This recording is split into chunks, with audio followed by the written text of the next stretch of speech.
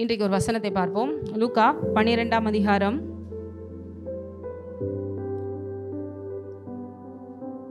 31 இருந்து 34 வரைக்கும் படிக்கலாம்.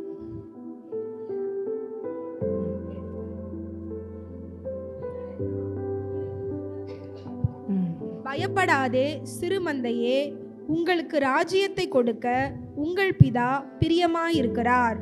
உங்களுக்கு உள்ளவைகளை விற்று பிச்சை கொடுங்கள். பழமையாய் போகாத பண பைகளையும் குறையாத பொக்கிஷத்தையும் பரலோகத்திலே உங்களுக்கு சம்பாதித்து வையுங்கள். அங்கே திருடன் அணுகுகிறதும் இல்லை, பூச்சி கெடுக்கிறதும் இல்லை. உங்கள் பொக்கிஷம் எங்கே இருக்கிறதோ அங்கே உங்கள் இருதயமும் இருக்கும். ஆமென். உங்கள் பொக்கிஷம் எங்கே இருக்கிறதோ அங்கே உங்கள். எல்லாரும் அவங்கவுங்க பைபிள் வச்சுருக்கீங்களா? பைபிளை எடுத்து ஒரு நிமிஷம் எல்லாரும் எழுந்து நின்று பைபிளோடு எந்திரிச்சு நின்று, தேவனே உம்முடைய வார்த்தையை நான் கேட்க போகிறேன். திறந்த இருதயத்தை எனக்கு தாங்க. நல்ல நிலத்திலே விழுந்த விதையை போல 30, 60, 100 பலன் கொடுக்க ஆவியானவரே எனக்கு துணை செய்யுங்க. உங்களுடைய வேதத்தில் உள்ள அதிசயங்களெல்லாம் பார்க்கும்படி என் கண்களை திறந்தருளுங்க. நான் கேட்டபடியே செய்வேன், இயேசுவின் நாமத்திலே ஆமென். ஹல்லேலூயா. எல்லோரும் உட்கார்ந்து கொள்ளுங்கள். இனிமேல் வாரம் மெசேஜ் கேட்குறதுக்கு முன்னாடி இப்படி ஒரு ஜெபம் பண்ணலாம் அப்படின்னு சொல்லி தேவன் ஏற்கனவே உணர்த்தியிருந்தார். ஏனென்றால் எதுவுமே சும்மா நடக்கிறது இல்லை. நீங்கள் இவ்வளோ பிரயாசப்பட்டு சபைக்கு வர்றதுங்கிறது ஏதோ சும்மா உட்காந்து டைம் பாஸ் பண்ணுற நேரம் இல்லை, உங்கள் வாழ்க்கையை மாற்றுகிற நேரம். பக்கத்தில் அவங்க பார்த்து சொல்லுங்கள், உங்கள் வாழ்க்கையை மாறுகிற நேரம். கண்டிப்பாக சொல்கிறோம், அடித்து சொல்கிறோம், நீங்கள் தேவனோட சபைக்கு வந்து வார்த்தையை கேட்டு உங்கள் வாழ்க்கை மாறலைன்னா உண்மையிலேயே வார்த்தை மேலே தப்பு கிடையாது, நம்ம கேட்குறவங்க நம்ம மேலே தான் தப்பு. அதனால தான் அந்த 4 வகையான நிலத்தை தேவன் சொல்கிறார். விதை எல்லா இடத்துலையும் விழத்தான் செய்யுது, வார்த்தை எல்லா இடத்துலையும் பிரசங்கிக்கப்பட தான் செய்யுது.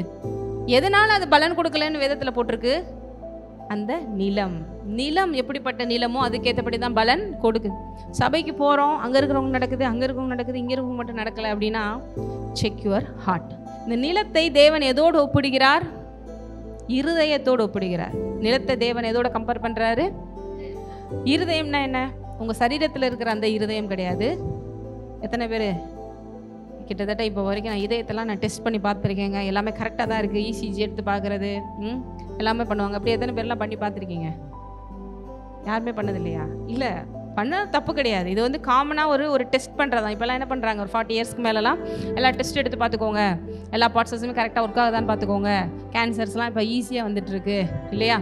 போன தடவை சொன்ன மாதிரி 23 வயசு ஒரு பொண்ணு, எதனாலன்னு தெரியல, இப்போ கொஞ்ச நாளாகவே இப்படி நடந்துகிட்ருக்கு. நல்லா ஸ்டேஜில் ஒரு மேரேஜ் ஃபங்க்ஷனில் டான்ஸ் ஆடிட்டுருக்காங்க. பார்க்குறதுக்கு நோயாளி மாதிரியும் தெரியல. சடனாக அப்படியே கூப்பிட விழுந்து என்ன ஆகுது, உயிர் போகுது. எதனால் அப்படின்னு தெரில. ஆஃப்டர் அந்த கொரோனாக்கு அடுத்து இந்த மாதிரி கேசஸ் நம்ம நிறையாவே பார்க்குறோம். எல்லோரும் பார்க்குறீங்களே, எப்படியா இவங்க சொல்கிறதெல்லாம் அப்படிங்கிற மாதிரி எல்லோரும் பார்க்குறதுலே நம்ம புரியாத சொல்கிற மாதிரி இருக்குது. அப்போ எதுக்கு அப்படின்னா, எல்லாத்தையும் டெஸ்ட் பண்ணி நல்லா உடம்ப வச்சுக்கிறது நல்லது தான். அதுக்காக அதை பார்த்து அந்த ரிப்போர்ட்டை வாங்கிட்டு பயப்படுங்கன்னு சொல்லலை, அந்த ரிப்போர்ட்டை வச்சே ஜோம் பண்ணணும். மருத்துவரின் அறிக்கையை சிலுவையின் ரத்தம் மாற்றிடும். ஓஹோ, நீங்கள் இப்படி சொல்லியிருக்கீங்களா? உங்கள் கையில் அதுக்கு மேலே ஒரு ரிப்போர்ட் கொடுத்துருக்காரு. அது என்ன ரிப்போர்ட்டு? இந்த தேவனுடைய இதில் எல்லாமே உங்களுக்கு என்ன பண்ணப்பட்டிருக்கு? உங்களுக்காக எல்லாம் எழுதப்பட்டிருக்குது. முதல்ல அந்த பைபிளை பார்க்கும்பொழுதே இந்த தேவன் எனக்காக எழுதின ஒரு லவ் லெட்டர் அப்படின்னு சொல்லி பார்க்கணும். பைபிளை பார்க்கும்போது எப்படி பார்க்கணும்? தேவன் எனக்காக எழுதின ஒரு லவ் லெட்டர். அதில் 3 பேர் பேசியிருப்பாங்க. பிசாசினுடைய வார்த்தைகள் இருக்கும், மனுஷனுடைய வார்த்தைகள் இருக்கும், தேவன் பேசின வார்த்தைகள் இருக்கும். தேவன் பேசின வார்த்தைகளை மட்டும் நீங்கள் சொல்கிறேன். சிலருக்குலாம் பைபிளை பார்த்தாலே படிக்க வர மாட்டேங்குது, பைபிள் எடுத்து தூக்கம் வருது அப்படின்னா அதெல்லாம் வராது. இப்போ உங்களுக்கு ஒரு போன வாரம் நினைக்கிறேன் எல்லோரும் என்ன பண்ணாங்க, லவ்வர்ஸ் டே அப்படின்னு என்ன பண்ணுறாங்க, செலிப்ரேட் பண்ணுறாங்க. அப்படியே எல்லோரும் சார் இன்றைக்கி நம்மளை பார்த்து யாராவது சொல்லிட மாட்டானா, ப்ரப்போஸ் பண்ணிட மாட்டானா, எதையாவது ஒரு ட்ரெஸ்ஸை போட, கலரை போட, எதாவது இம்ப்ரெஸ் பண்ணிட மாட்டோமா, இல்லை இந்த லம்பு தான் கடைசி வரைக்கும் வரப்போகிற மாதிரியும் அந்தந்த நாளுக்கு சரி அப்படின்னு சொல்லிட்டு உலகம் போயிட்டுருக்கு பாருங்கள்.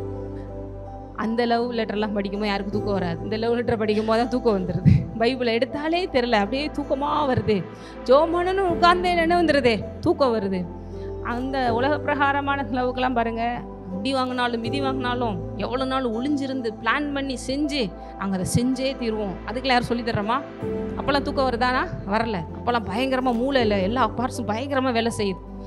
டாப் டு பாட்டம் அப்படியே சுறுசுறுப்பாக இருக்குது, பிளட்டெல்லாம் அப்படி ரெடியாக இருக்குது. ஆனால் இந்த மாதிரி தேவனுடைய காரியங்களை கேட்கும்போது மட்டும் சபையிலே தூக்கம் வந்துடும். ஏன்னா இதோட வேல்யூ நமக்கு தெரியல. உண்மையிலே அந்த எல்லா அன்பையும் தோற்று போயிட்டு வந்து உட்கார்ந்தாங்கன்னு வச்சுக்கோங்களேன், இந்த அன்பு தான் மெய்யான அன்புங்கிற தெரியும். அல்லேலூயா. உண்மையிலேயே அன்பு அப்படின்னா அது தேவ அன்பு மாத்திரம். வேதவசனம் கிளியராகவே சொல்லுது. இந்த உலகத்தில் இருக்கிற அன்பெல்லாம் பாருங்கள், ஏதோ ஒரு விஷயத்தை நம்மகிட்ட பிடிச்சி வர்றாங்க, அது நடக்கலைன்னோனையும் கைவிட்டுட்டு போயிடுறாங்க. தேவன் உங்களையும் என்னையும் பிடிச்சி வந்ததுக்கு ஒரு நல்ல விஷயம் கூட கிடையாது. அதான் உண்மை.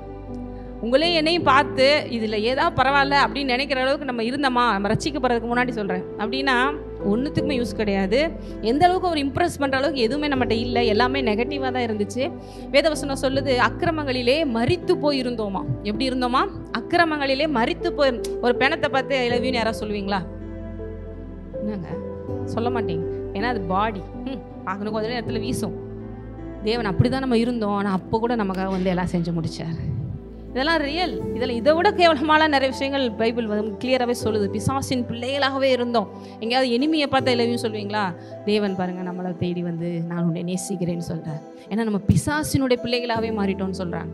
அப்போ இந்த அன்பை கொண்டாட தெரிஞ்சிச்சுன்னா ஒவ்வொரு நாளுமே லவர்ஸ் டே தான் தேவனுக்கும் நமக்கும். அல்லேலூயா.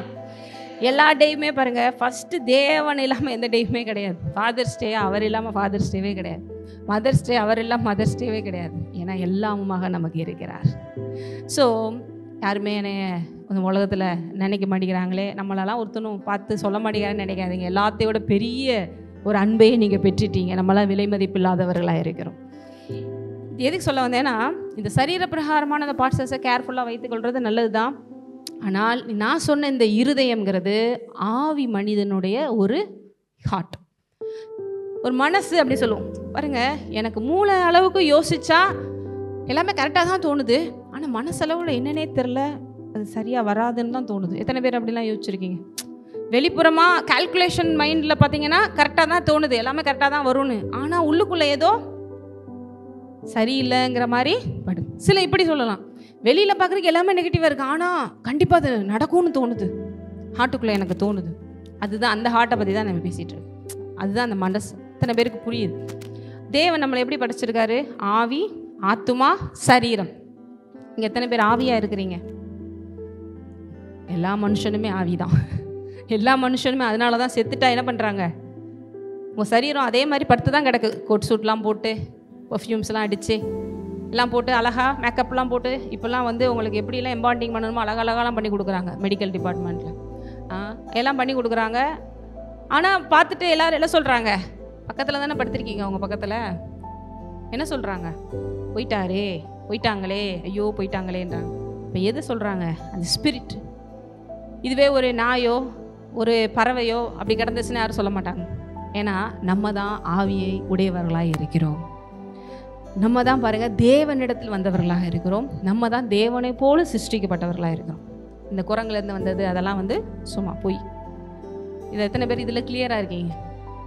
நான் தேவனுடைய சாயலின்படி சிருஷ்டிக்கப்பட்ட ஒரு மனுஷன். அப்போ எனக்குள்ள தேவன் என்ன பண்ணிருக்க? அவர் தேவன் எப்படிப்பட்டவராக இருக்கிறார்?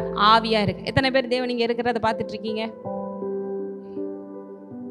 உங்களால் இந்த கண்ணில் பார்க்க முடியாது, ஆனால் ஆவிக்குரிய கண்ணை திறந்து பாருங்கள், இந்த இடத்துல இருக்கிறார்.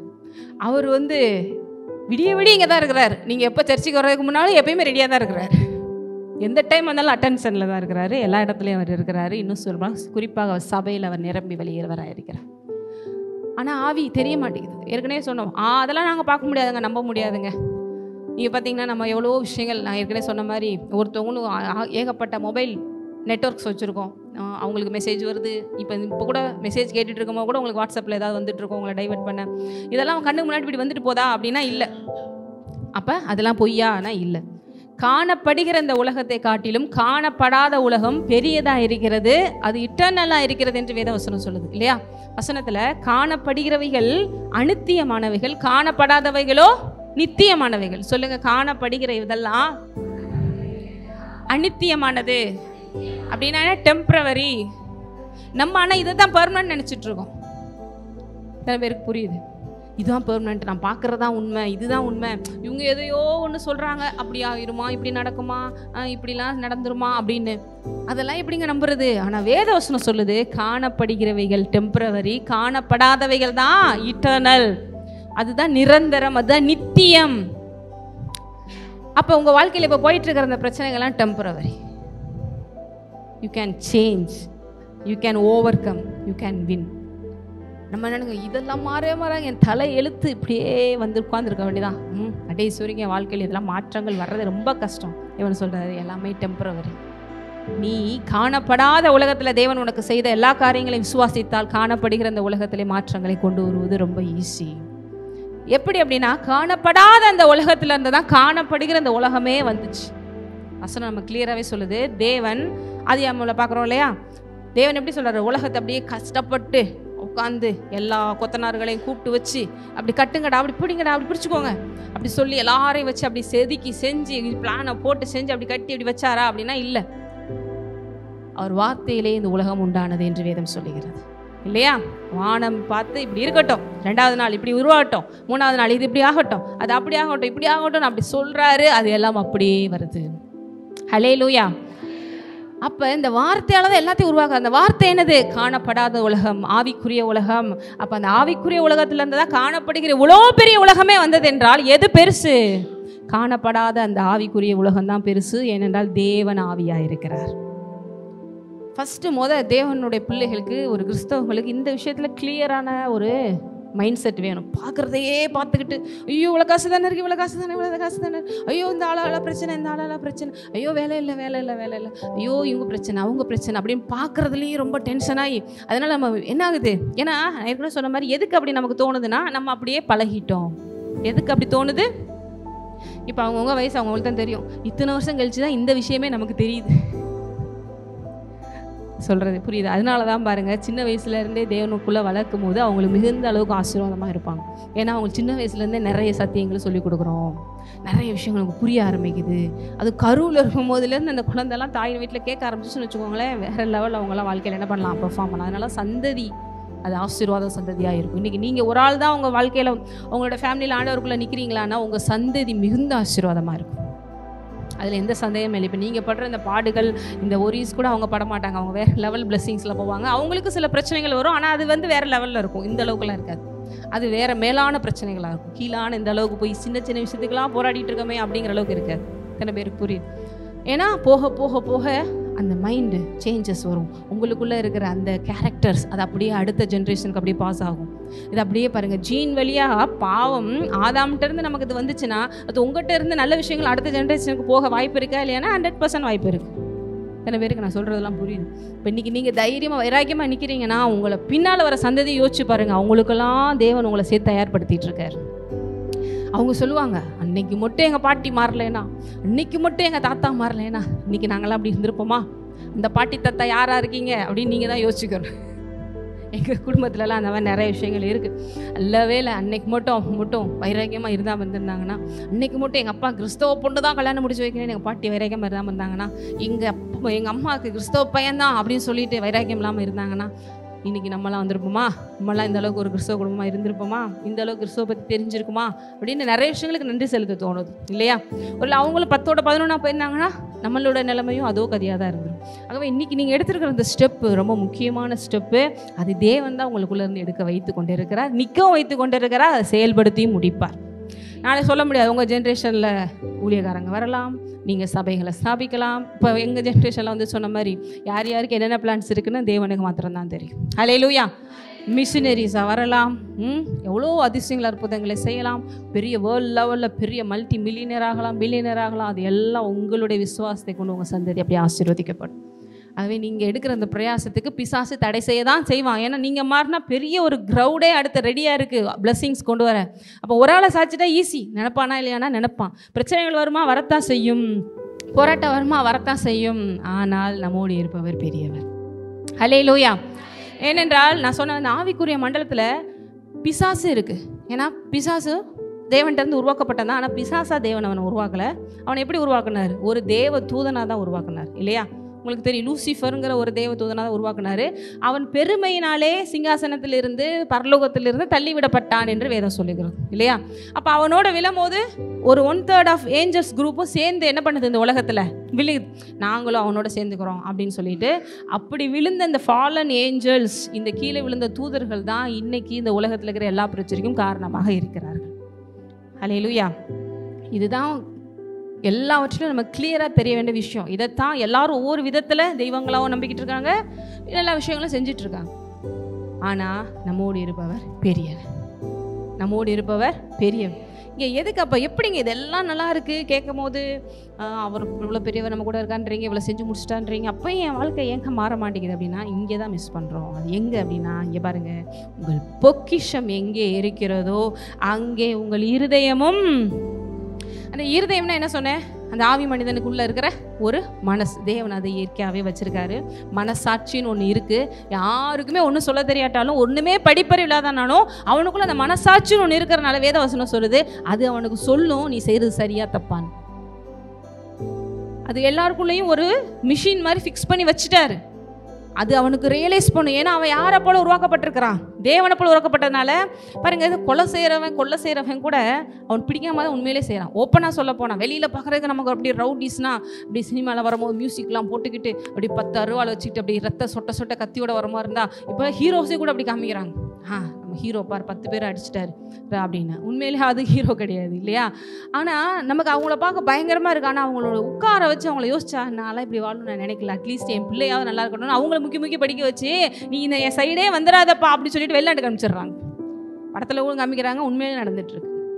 அரசியல்வாதிகள் முதற்கொண்டு எத்தனையோ பேர் நாங்கள் பயந்து வாழ்ந்துட்டோம், நிம்மதியெல்லாம் வாழ்ந்துட்டோம், நீயாவது போய் நல்லா இருன்னு சொல்லி நல்லா இருக்கலே பெரிய அளவுக்கு நல்லா படிக்க வச்சு நல்லா சொத்து சேர்த்து ஃபாரினில் கொண்டு போய் வச்சுட்டு சைடே வந்துடாத அப்படிங்கிற அளவுக்கு வைக்கிறாங்க. ஏன்னா அவங்களுக்குள்ள உண்மையிலேயே அதை பிடிச்சி செய்யலை. ஏனென்றால் ஒவ்வொரு மனுஷனும் தேவனை போல் உருவாக்கப்பட்டதுனால அவனுக்கு தேவனுடைய அந்த கேரக்டர்ஸில் நம்ம போகும்போது தான் பாருங்கள் சந்தோஷம். எத்தனை பேருக்கு ஒருத்தவங்களுக்கு ஏதாவது ஹெல்ப் பண்ணால் ஒரு சந்தோஷமாக இருக்குன்னு நினச்சிருக்கீங்க? ஹெல்ப் பண்ணும்போது உங்களுக்கு ஃபீலாக இருக்கும், என்னன்னு தெரியல, ஹெல்ப் பண்ணும்போது நமக்குள்ளேயே ஒரு என்ன வருது, ஏதோ ஒரு சின்ன ஹெல்ப்னாலும் நமக்குள்ளே ஒரு பரவாயில்ல என்னால் ஹெல்ப் பண்ண முடியுது. ஏன் அப்படின்னா நம்ம தேவனை போல உருவாக்கப்பட்டதுனால நம்ம கொடுக்கும்படி அழைக்கப்பட்டு இருக்கிறோம். அவருடைய கேரக்டர்ஸ் நமக்குள்ளே இருக்கும்போது அது அப்படியே அழகாக என்ன ஆகுது, பிரெயினில் சொல்கிறாங்க பாருங்கள், தேவன் நம்மளை பயத்திற்காகவோ கவலைக்காகவோ எந்த விதமான நாசமோசங்களுக்காகவோ திகிலுக்காகவோ படைக்கலை, அவர் அன்புக்காக தான் படைச்சாராம். அதனால தான் பார்த்தீங்கன்னா உங்களுக்கு டென்ஷன் ஆகும்போது பயம் வரும்போதெல்லாம் ஐயோ தலையே வெடிக்கிற மாதிரி இருக்குது அப்படின்னு சொல்லுவோம். ஏன்னா உள்ளே இருக்கிற அந்த மூளைக்குள்ளே வந்து பாருங்கள், நம்ம இப்போ நான் பேசுகிற ஒவ்வொரு விஷயங்களுமே உங்களுக்குள்ளே ஒரு தாட்ஸாக போய் என்ன பண்ணுது, உங்கள் பிரெயினுக்குள்ளே போயிட்டுருக்கு இல்லையா?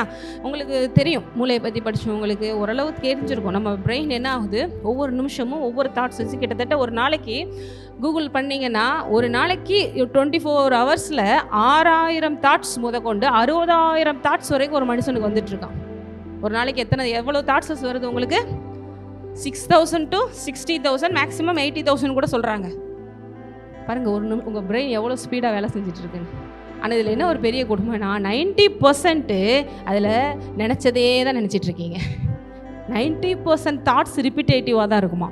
90% தாட்ஸ் எப்படி இருக்கும் நீங்கள் என்ன யோசிச்சு பாருங்கள். ஒரு நாளைக்கு ஒரு வித்தியாசமாக செஞ்சீங்கன்னா கொஞ்சம் தான் செஞ்சுருப்பீங்க. மற்றபடி காலையில் எந்திரிக்கிறது, மறுபடியும் அப்படியே பாயம் அடித்து வைக்கிறது, மறுபடியும் பல்லு விளக்குறது, குளிக்கிறது, மறுபடியும் ட்ரெஸ்ஸை போடுறது, இதெல்லாம் எப்போயும் செய்கிற வேலையிலேயே தான் செஞ்சுட்டு ஏதாவது கொஞ்சம் வித்தியாசமாக அப்படின்னு நடக்கிறதுங்கிறது ஒரு 10% தான் இருக்கும்னு சொல்கிறாங்க.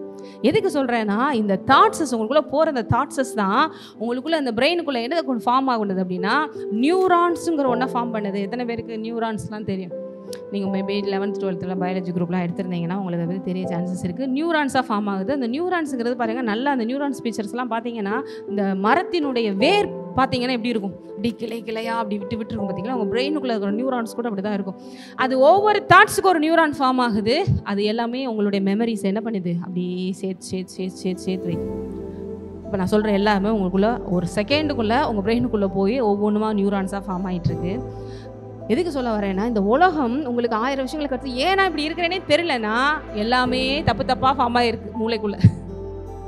சின்ன வயசுலேருந்து ஆகாது, நடக்காது, போச்சு, இது அவ்வளவுதான், நம்ம மனுஷங்கன்னா இப்படி தான், நம்ம குடும்பத்துக்கு இதுக்கு மேலே ஒத்து வராது, நீ பிறக்கும் போது இப்படி ஆகிப்போச்சு, உன்னுடைய நேரம் சரியில்லை, உன்னுடைய மூஞ்சிக்கு ஒன்றும் சரியாக வராது, நீ பிறக்கும் போதுலேருந்தே நேரம் சரியில்லாமல் போச்சு, அப்படி சொல்லி இப்படி சொல்லி நிறையா விஷயங்களை இந்த உலகம்னா இப்படி தான் இருக்கும், இந்த உலகத்தில் இப்படி இருந்தால் தான் வாழ முடியும் அப்படின்னு சொல்லி எல்லாத்தையும் போய் எல்லாமே எப்படி இருக்குது, இந்த உலக பிரகாரமாக நிறைய அவங்களுடைய இருதயத்துக்குள்ளே, அதாவது மனதுக்குள்ளே போய் இந்த தாட்ஸஸ் எல்லாம் போய் உட்காந்துருச்சு. பணம் இருந்தால் தான் வாழ்க்கை முடியும், பணம் இல்லைன்னா அவ்வளவுதான் தொலைஞ்சோம், நல்லா இருந்தால் தான் 4 பேர் மதிப்பான், உண்மையாக இருந்தால் எவன் மதிப்பான், இப்படி எல்லாம் பாருங்கள் எல்லாமே எப்படி இந்த பைபிளுக்கு ஜஸ்ட் அப்படியே ஆப்போசிட்டாக உங்களுக்குள்ள எல்லாத்தையும் என்ன பண்ணிட்டாங்க, இன்செர்ட் பண்ணியாச்சு பிரெயினுக்குள்ள.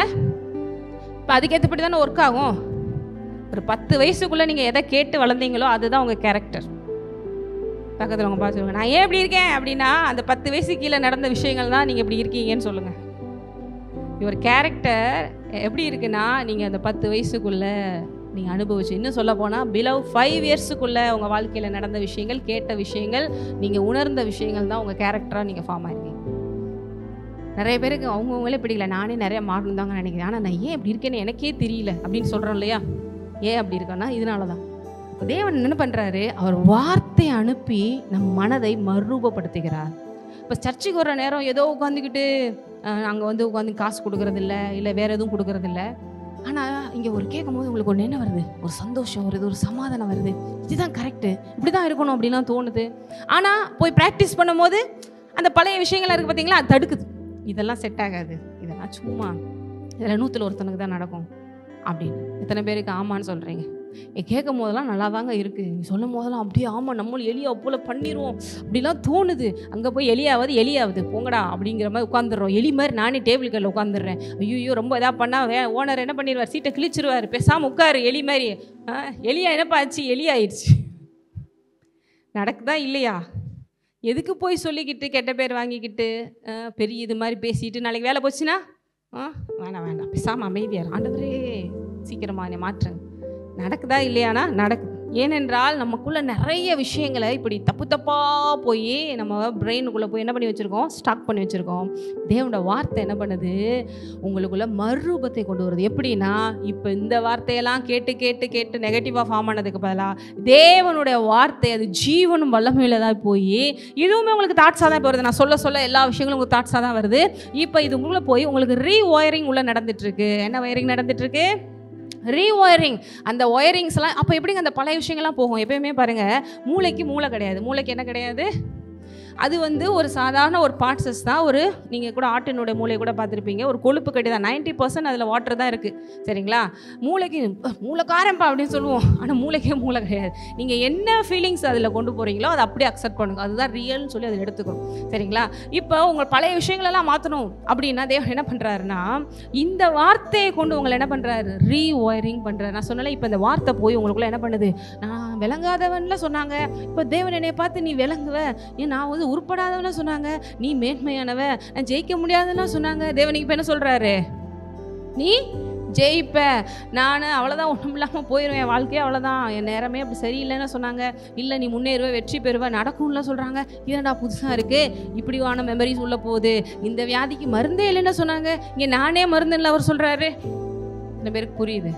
அப்போ எப்படிங்க அந்த பழைய விஷயங்கள் மாறுதுன்னா, எப்பயுமே பிரெயின் பாருங்கள், நீங்கள் அந்த நியூரான்ஸ் பாருங்கள், உங்களுக்குள்ள ரொம்ப நாளைக்கு அந்த தாட்ஸஸில் நீங்கள் இல்லாமல் இருந்தீங்கன்னா அதுவே என்ன பண்ணிக்கிறோம்னா கட் ஆஃப் பண்ணிக்கிறோம்.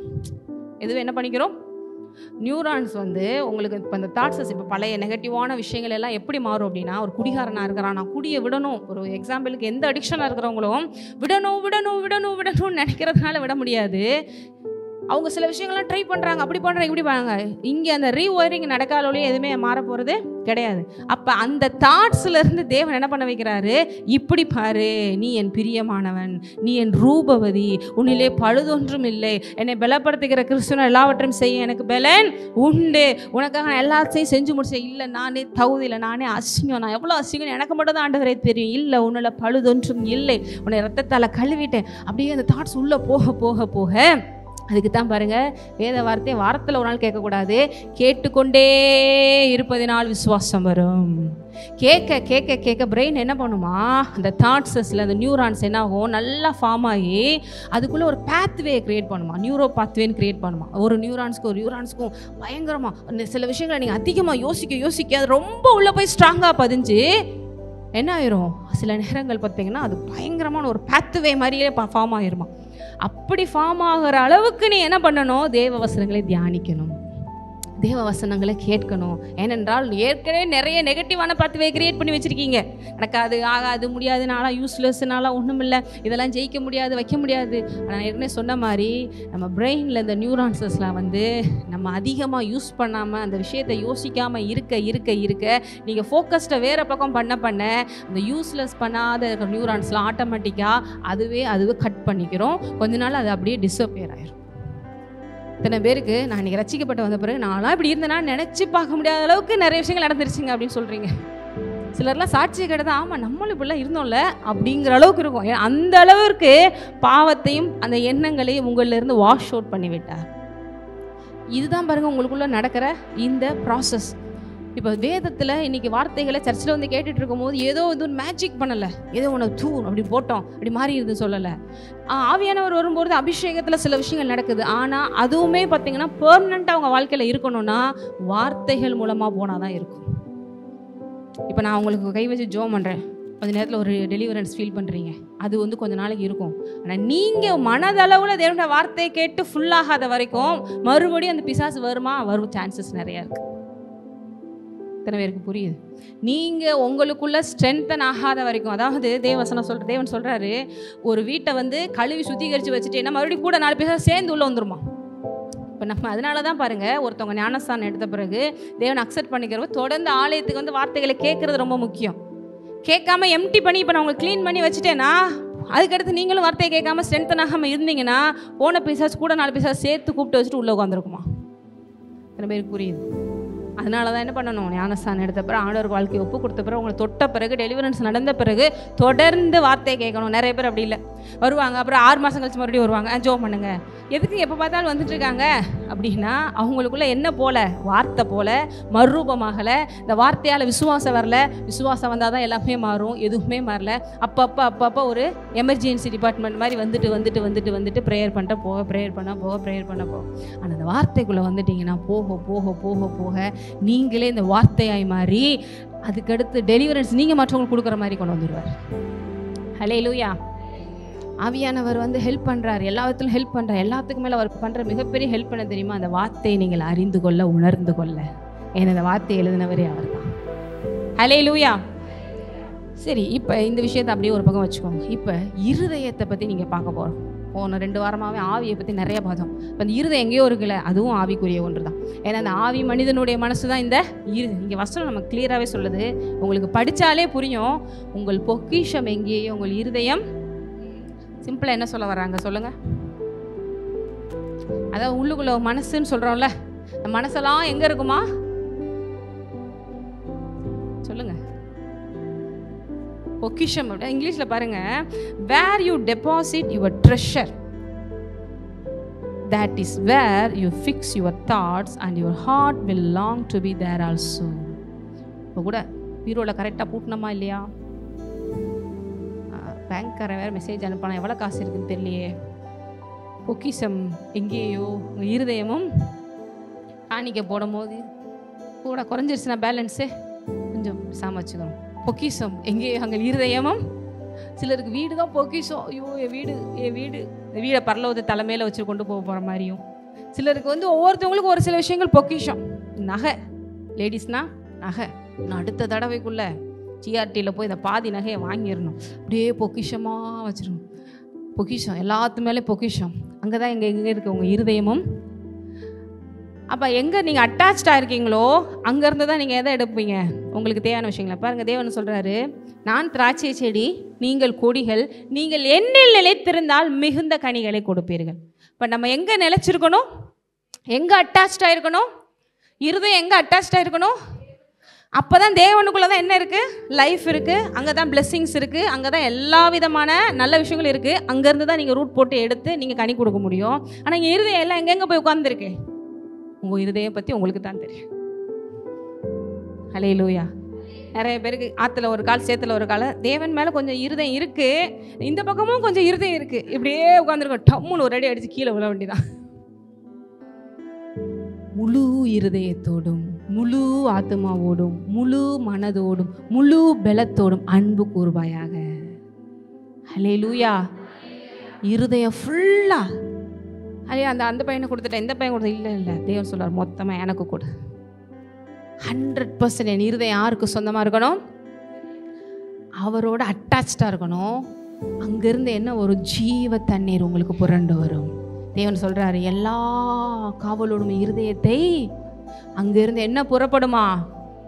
ஏன்னா அந்த ஹார்ட்டுங்கிறது தேவன் நம்ம கொடுத்துருக்கிற மிகப்பெரிய ஒரு விஷயம். நான் நேற்று கூட யூத் மீட்டிங்கில் சொல்லிட்டு இருந்தேன்.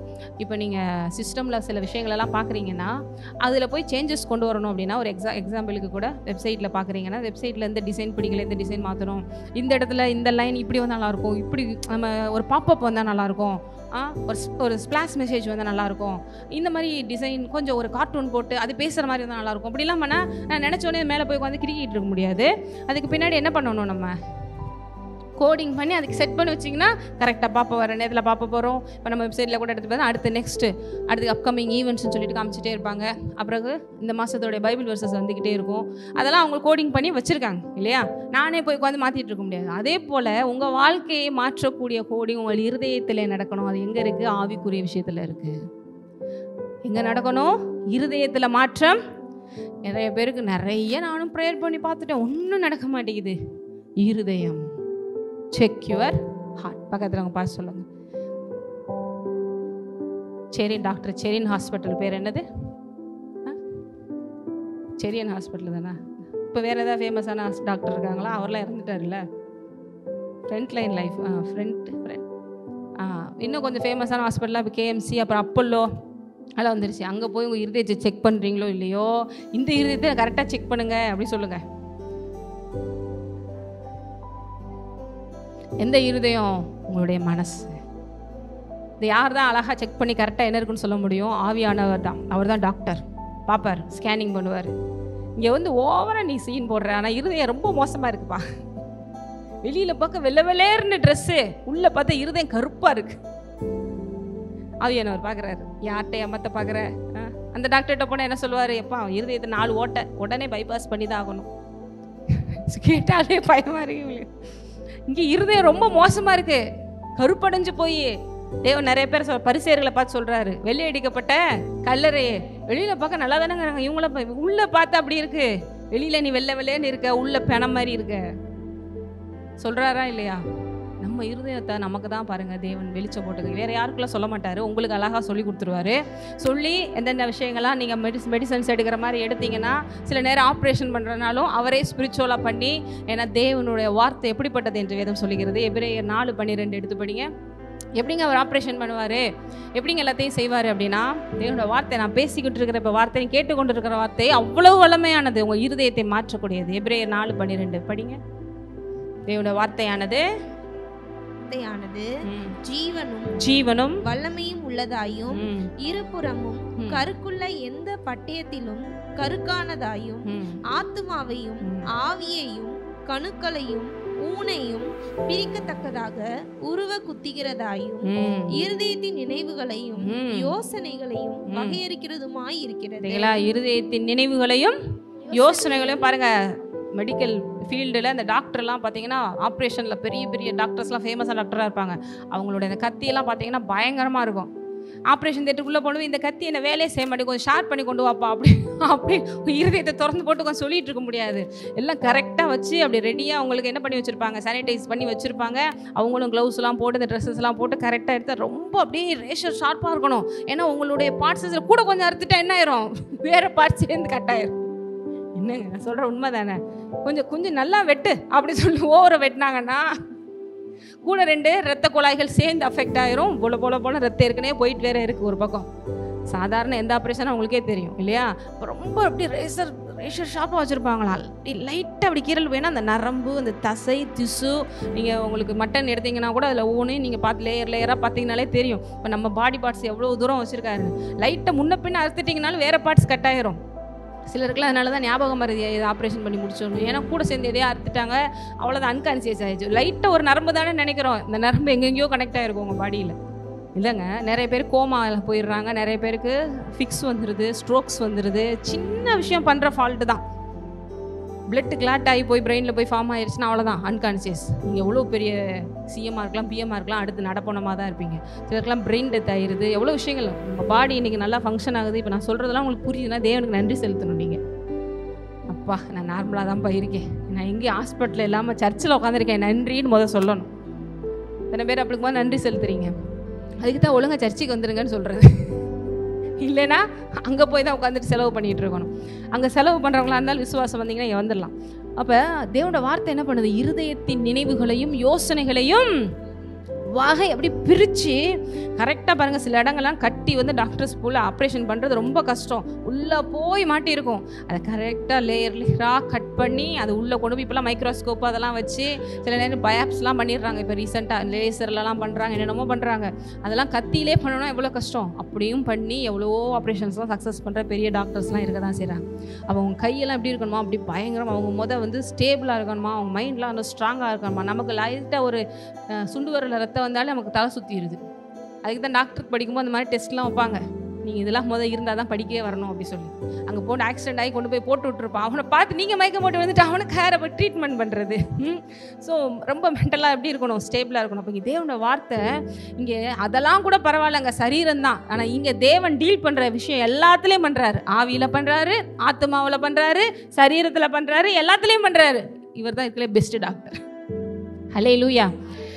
வேதத்தில் இல்லாத விஷயங்களே கிடையாது. டாக்டர்ஸ் ரிலேட்டடான விஷயங்கள் வேணுமா இருக்குது, இன்ஜினியர்ஸ் ரிலேட்டடான விஷயம், ஆர்கிடெக்சர் ரிலேட்டடான விஷயம் வேணுமா, இந்த மாதிரி ஒரு புக்கை நீங்கள் எங்கேயுமே பார்க்க முடியாது. உங்கள் ஃபீல்டில் இதெல்லாம் முதலே வேதத்தில் அப்பயே சொல்லியிருக்காங்களாங்கிற அளவுக்கு எல்லா டிபார்ட்மெண்ட்டுமே இருக்குது. ஏன்னா இவர் எல்லாமுமாக இருக்கிறார். அதனால இவரை நம்பிட்டீங்கன்னா நம்ம எல்லாத்தையும் நம்பர் 1 இருக்கலாம். ஹல்லேலூயா. நிறைய பேருக்கு படித்தா பெரிய ஆளாயிரலாம். பைபிள் படிக்க சொல்லிக்கிட்டு, சண்டே கிளாஸ் போக சொல்லிட்டு, சர்ச்சில் போய் உட்காந்துட்டு சொல்லிட்டு, இங்கே அறிவு இருந்துச்சுன்னா ஆட்டோமேட்டிக்காக நீங்கள் உலகத்தை கலக்கலாம். ஸோ இங்கே இப்போ என்ன சொல்ல வந்தேன்? இந்த வார்த்தை உங்களுக்குள்ள என்ன பண்ணுது? பெரிய ஆப்ரேஷன்ஸ் என்ன பண்ணுது? நடப்பிக்குது. ஏனென்றால் இந்த இருதயம் போய் எங்கெங்கேயோ போய் சார்ந்திருக்கு. இதை மாற்றணும். இப்போ ஆவியில் நிரம்பி செபிக்க செய்கிறதுக்கு எல்லாம் ரைட்டு. ஆனால் இந்த இருதயத்தின் நினைவுகள் எப்படியோ ஒரு மனுஷன் அப்படியே இருக்கிறான் தேவன் சொல்கிறார். நீங்கள் எப்படி இருக்கீங்க அப்படிங்கிறது உங்களுடைய ஹார்ட்டில் இருக்கிற விஷயத்தை பொறுத்து. ஒரு மனிதனுடைய இருதயம் எப்படிப்பட்டதோ அப்படி அவன், நானாக இருந்தாலும் ஒத்துக்கிறணும், நீங்களாக இருந்தாலும் ஒத்துக்கிறணும். அப்போ தான் நம்ம சில விஷயங்களை மாற்றிக்கிற முடியும் இல்லையா? ஒரு மனிதனுடைய இருதயம் எப்படிப்பட்டதாக இருக்கிறதோ அப்படி அவன், ஏன்னா கூட குறைச்சா ஒன்றும் பண்ண முடியாது. இந்த இருதயம் தான் பாருங்கள் எல்லா ஆசீர்வாதத்தையும் எடுத்துகிட்டு வரவும் முடியும், எல்லா ஆசீர்வாதத்தையும் இழக்கவும் முடியும். இப்போ தேவன் பாருங்கள் சில இடம் சொல்கிறாரு, ஆவிக்குரிய மண்டலத்தில் இப்போ எத்தனை பேருக்கு லா ஆஃப் அட்ராக்ஷன் அப்படிங்கிறதெல்லாம் கேள்விப்பட்டிருக்கீங்க? லா ஆஃப் அட்ராக்ஷன் இப்போ அதெல்லாம் ரீசெண்டாக நிறைய இடங்களில் ஆடெல்லாம் போட்டுட்ருக்காங்க யூடியூப்பில். நாங்கள் இது சொல்லிக் கொடுக்குறோம், அது சொல்லிக் கொடுக்குறோம், எல்லாம் வேதத்தில் இருக்கிறதான். ஏன் என்ன சொல்கிறார்? 2-3 வாரத்துக்கு முன்னாடி உங்களுக்கு சொன்னேன், மனுஷன் எதை விதைக்கிறானோ அவங்க என்ன சொல்கிறாங்கன்னா அதான் சொல்கிறாங்க. நீ என்ன யோசிக்கிறியோ அதான் நடக்கும். பாசிட்டிவாக யோசி, பாசிட்டிவாக யோசி. எப்படி யோசிக்கணும்? இன்னும் சில விஷயங்கள்லாம் இருக்குது, நான் உங்களுக்கு சொல்கிறேன். அதை சொல்லிவிட்டு நம்ம ஏன் தேவனோட வார்த்தை இருதயம் அங்கே இருக்கணுங்கிறது உங்களுக்கு முடியும். இந்த லா ஆஃப் அட்ராக்ஷனில் ஃபஸ்ட்டு என்ன சொல்கிறாங்கன்னா, ஸ்டாப் ரிலையிங் ஆன் லக். மனுஷனே யோசிச்சு சொல்கிறான். எப்படிங்க மனுஷங்க இவ்வளோலாம் யோசிக்கிறாங்கன்னா, ஏற்கனவே சொல்லிட்டேன், மனுஷங்க எல்லாருமே யாரை போல் உருவாக்கப்பட்டவங்க. அதனால் அவங்களுக்கு ஆக்சஸ் நிறையவே இருக்குது. அவங்களுக்கு சில விஷயங்களை யோசிக்க முடியும். ஆனால் அவன் சுயத்திலேயே போய் பண்ணிகிட்டு இருப்பான். ஃபஸ்ட்டு அந்த லா ஆஃப் அட்ராக்ஷனில் என்ன சொல்கிறாங்க? லக்கெல்லாம் நம்பாத, அவங்களே சொல்கிறாங்க. எதை நம்பாத? செகண்ட் என்ன சொல்கிறாங்கன்னா, focus on what you truly want. உனக்கு என்ன வேணுமோ அதில் அப்படியே ஃபோக்கஸ் பண்ணு. இப்போ நான் பைபிளை பற்றி சொல்லிக் கொடுக்கலங்க, லா ஆஃப் அட்ராக்ஷன் தியரிஸ்லாம் வச்சு பண்ணிட்டு இருக்காங்க. ஹிப்னாட்டிசம்லாம் சொல்கிறோம்ல, எல்லாமே இது ரிலேட்டடாக தான் ஒர்க் ஆகுது. ஸோ செகண்ட் திங் என்ன சொல்கிறாங்க? உனக்கு என்ன வேணுமோ, நம்ம ஸ்கூல் டீச்சரே சொல்லிக் கொடுப்பாங்க, 100 மார்க் எடுக்கணும், யோசி, அப்போ தான் நீ 90 எடுப்பு, தைரியமாக இருக்கணும், டைம் டேபிள் போட்டு படி, காலையில் 7 to 8, இந்த சிலபஸ், இந்த சப்ஜெக்ட். எத்தனை பேர் அப்பெல்லாம் படிச்சிருக்கீங்க? தைரியமாக, நல்ல விஷயம் தான். சில நேரம் காமெடியில் தான் அதெல்லாம் கேலி பண்ணுறாங்க. இப்படிலாம் போய் படிப்பாள், இவங்க கூட சேரக்கூடாது. உண்மையை சொன்னால் நாங்களாம் அப்படி படிச்சுட்டு வந்தோம். பயங்கரமாக தீயா படிக்கிற கேஸு, சரிங்களா? ஸோ இங்கே என்ன சொல்கிறாங்க? Focus on what you truly want. உனக்கு எது வேணுமோ அதிலே ஃபோக்கஸ் பண்ணு. அடுத்து plan and take action. Third என்ன சொல்லி கொடுக்குறாங்க? எங்க இதுக்கெல்லாம் கோர்ஸ் போட்டு எவ்வளோ லேக்ஸ் கணக்கில் செலவு பண்ணுறாங்க, நான் உங்களுக்கு ஃப்ரீயாக சொல்லி கொடுத்துட்ருக்கேன். ஆனால் இதை நம்பாதீங்க, தேவனை தான் நம்பணும். எப்படி உங்களுக்கு டிஃப்ரென்ஷியேட் பண்ணி காமிக்கிறேன்னு சொல்கிறேன், எங்கே ஃபெயிலியர் ஆகுதுன்னு சொல்கிறேன். 3வது நல்ல விஷயம் தானே. ஃபஸ்ட்டு லக்கை நம்பாத, அடுத்து உனக்கு என்ன வேணுமோ அதில் என்ன பண்ணு, ஃபோக்கஸ் பண்ணு. அதுக்கடுத்து அதுக்கான விஷயங்களை நல்ல விஷயம் தானே. நான் சொல்கிறது அவங்க தப்பாக சொல்லிக் கொடுக்கும். அடுத்து 4th என்ன சொல்கிறாங்கன்னா விசுவலைஸ்.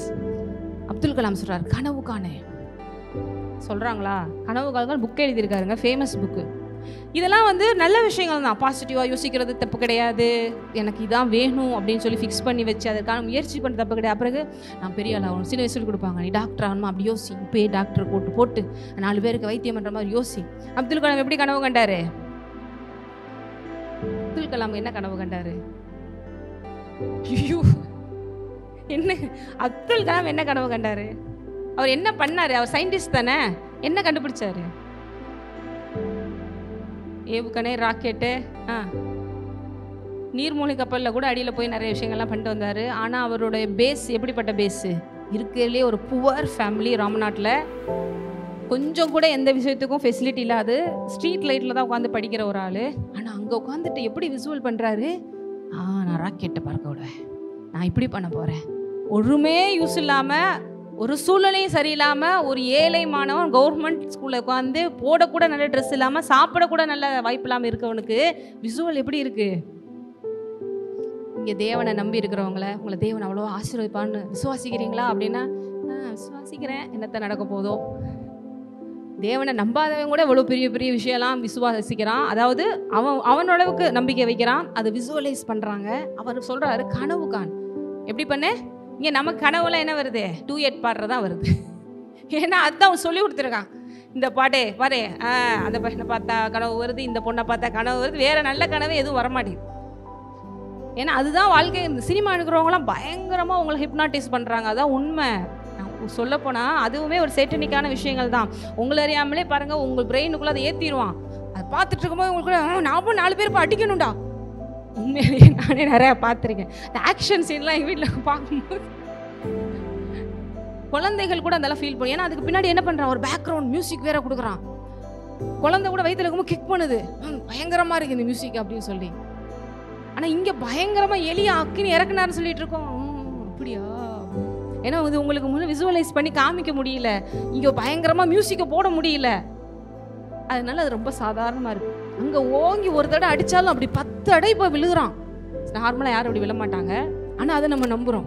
இன்னும் அடி, கட்டையை வச்சு 10 தடவை அடி, ஒரு தடவை அடித்தாலே மயக்கம் போட்டுருவோம். அங்கே 10 தடவை இரும்பு கம்பி வச்சு அடித்தாலும் மறுபடியும் எந்திரிச்சு வந்துட்டு இருப்பாங்க. ஆனால் அதை நம்ம நம்புவோம் உண்மைன்னு சொல்லி. நம்புறீங்கல்ல? அங்கே தான் போய் சினிமா டிக்கெட்லாம் கொடுத்து ஃபஸ்ட் ஆளாக போய் பார்த்துட்டு வந்துட்டுருக்கீங்க. இதெல்லாமே உங்களை அறியாமலே உங்களை ஹிப்னாட்டிஸ் பண்ணுற விஷயங்கள். இதை பற்றி பேசினா நிறையா பேசலாம். ஆனால் தேவனோட காரியங்கள் மேலே மட்டும் நமக்கு நம்பிக்கையே. விசுவாசிக்கிறேன், பார்ப்போம், நடக்கும்னு நினைக்கிறேன், எவ்வளோ தூரம்னு தெரிலங்க அப்படிங்கிற அளவுக்கு போயிடுது. இப்போ இங்கே அடுத்து என்ன பண்ண சொல்கிறாங்க? விசுவல் பண்ணி பார்க்க சொல்கிறாங்க. அடுத்து ப்ராக்டிஸ் பாசிட்டிவ் அஃபர்மேஷன்.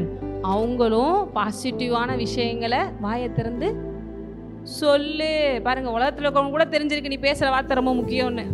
கிறிஸ்தவனுக்கு தான் தெரிய மாட்டேங்குது. அடுத்து என்ன சொல்கிறாங்க? Be grateful. அப்படின்னா என்ன? நன்றியா இரு. இங்கே நன்றி உணர்வு வேணும் எவ்வளோ சொல்லி கொடுக்குறோம், கேட்குறீங்களா? கேட்க மாட்டோம். நான் ஏன் பயம் வருது? போன தடவை செஞ்ச அற்புதத்தை நினச்சி நன்றி சொல்லலை, அதனால தான் பயம் வருது. போன தடவை நடந்த அற்புதத்துக்கு நன்றி மாத்திரம் உள்ள சொல்லிக்கிட்டே இருந்ததுன்னா பயமே வராது. அதையே பார்த்துட்டோம், கோலியாத்தையே பார்த்துட்டோம், இதெல்லாம் ஏமாத்துறோன்னு வந்துடும். உலகத்தில் இருக்கவனே சொல்லி கொடுக்குறோம் எப்படி இருக்கணுமா? Be grateful. அடுத்து மெடிடேட். என்ன பண்ணு? அப்படியே யோசிச்சுட்டே இரு. அவங்க மெடிடேஷனுக்கு ஏகப்பட்ட விஷயங்கள் சொல்லிக் கொடுப்பாங்க. இப்படி உட்காரு, கையை இப்படி வச்சுக்கோ, இந்த முத்திரை அந்த முத்திரை, கண்ணை மூடு, அப்படியே பண்ணு அப்படின்னு. ஆனால் எங்கே இவங்கெல்லாம் ஃபெயிலியர் ஆகிறாங்க அப்படின்னா, எங்கே ஃபெயிலியர் ஆகிறாங்க? ஒரு மனுஷனால் எவ்வளோ நேரம் பாசிட்டிவாக யோசிக்க முடியுது? கிறிஸ்துவுக்குள்ளே இருக்கிற உங்களாலே யோசிக்க முடியலைங்க. ஆமாவா இல்லையா? நடக்கும்னு நினைக்கிறேன், வாக்குத்தத்தெல்லாம் நல்லா தான் இருக்குது. இப்போ எப்படி மனுஷனால், சாதாரண மனுஷனால யோசிக்க முடியும்? அவனால் என்ன பண்ண முடியல, கொஞ்சம் நேரத்துக்கு மேலே அப்படியும் ரேராக ஹிஸ்ட்ரியை மேக் பண்ணுறவங்க 100ல் ஒரு சிலர் தான். இதுக்கும் வேத வசனத்துக்கும் டிஃபரன்ஷியேட் பண்ணி காமிக்கிறேன். இங்கே இதை விட பெரிய மேலான சத்தியங்கள் தேவன் உங்களுக்கு சொல்லிக் கொடுக்குறாரு.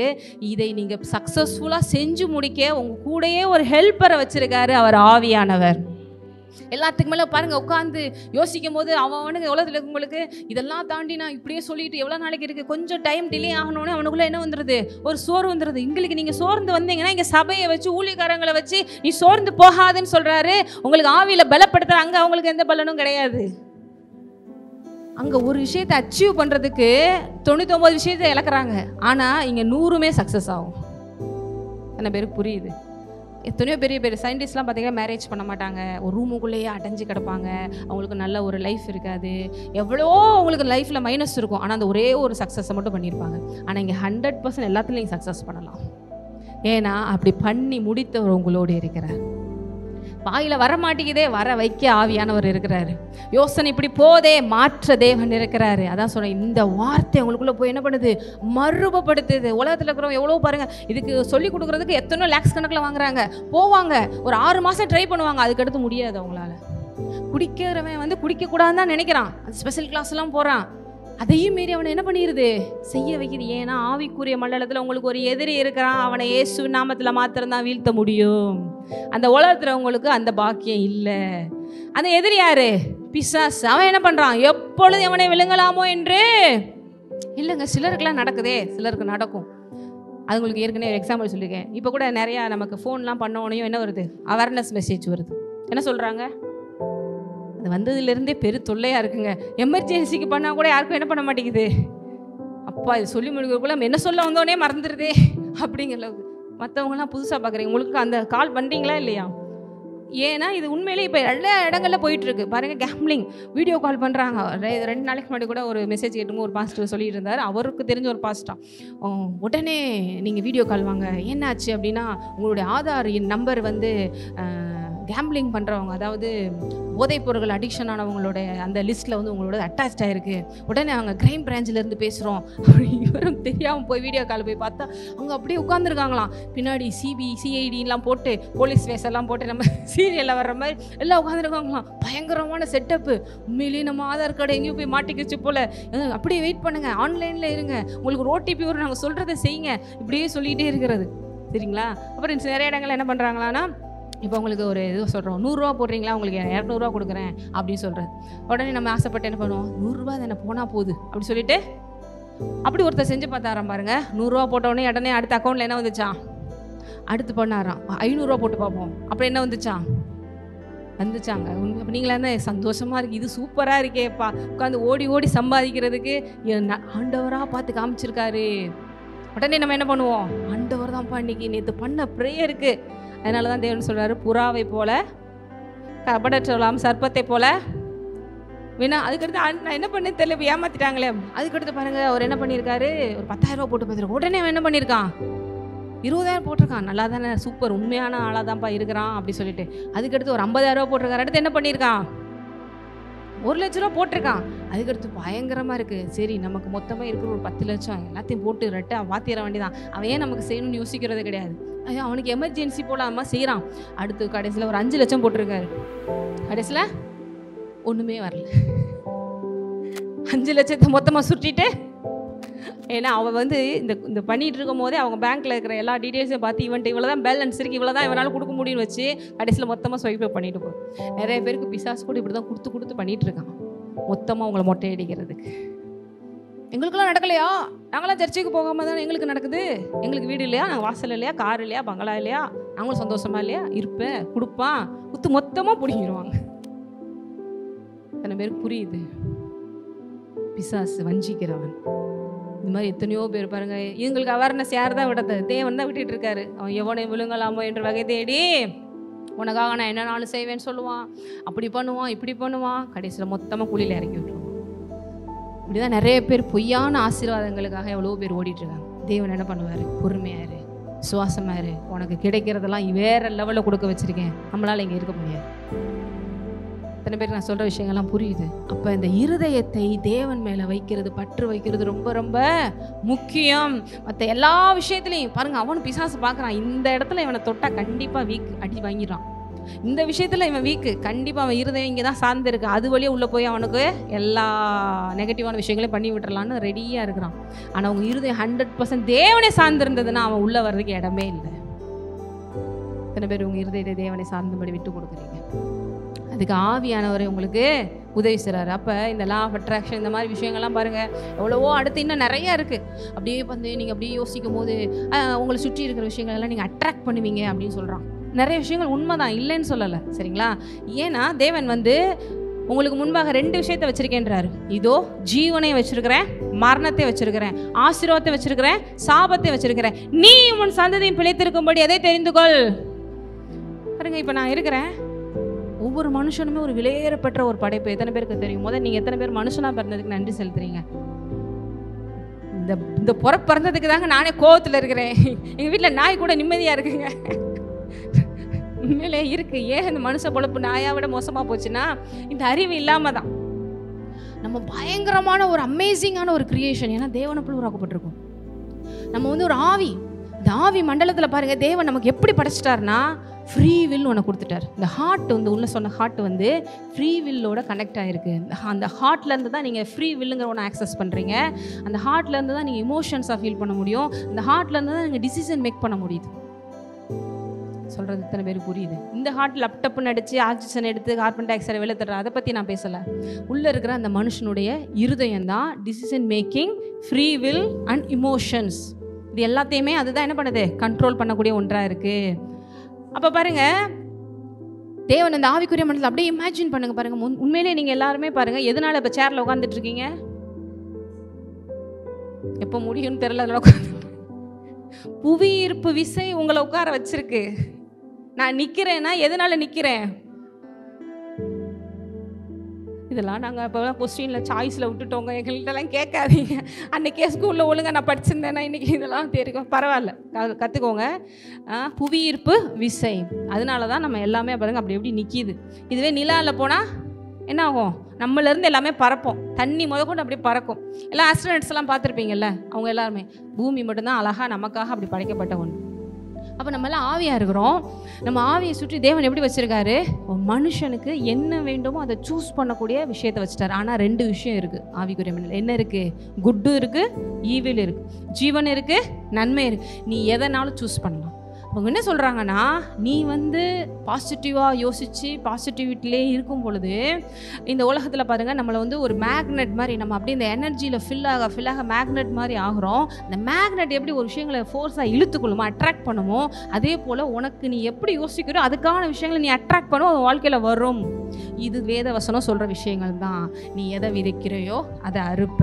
நீ காணப்படாத உலகத்தில் நீ விசுவாசிக்கும் போது அது அப்படி காணப்படுகிற உலகத்துக்கு வரும்.